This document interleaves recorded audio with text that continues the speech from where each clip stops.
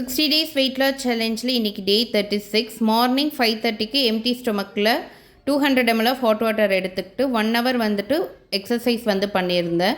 7:30க்கு fat cutter drink வந்து எடுத்துக்கிட்டேன்.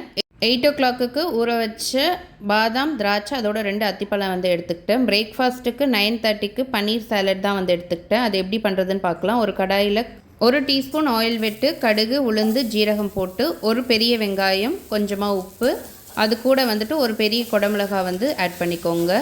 மூடி போட்டு 3 நிமிஷம் வேக விட்டு 100 கிராம் பன்னீர் வந்து சின்ன சின்ன க்யூபாக கட் பண்ணி சேர்த்துருக்கேன். அது கூட 1/4 டீஸ்பூன் கரம் மசாலா, 1/4 டீஸ்பூன் சீரகத்தூள், 1/2 டீஸ்பூன் மிளகுத்தூள், 20லேருந்து 30 வேர்க்கடலை வந்து எடுத்துக்கோங்க. அதுக்கு மேலே சேர்க்காதீங்க. அவ்வளோதான். ஒரு மிக்ஸ் பண்ணி வந்துட்டு சர்வ் பண்ண வேண்டியது தான். இது பண்ணுறதுக்கு 10 minutes ஆகும். ரொம்ப நேரம் உங்களுக்கு ஃபில்லிங்காகவும் இருக்கும். மார்னிங் டைமில் எடுத்துக்கோங்க.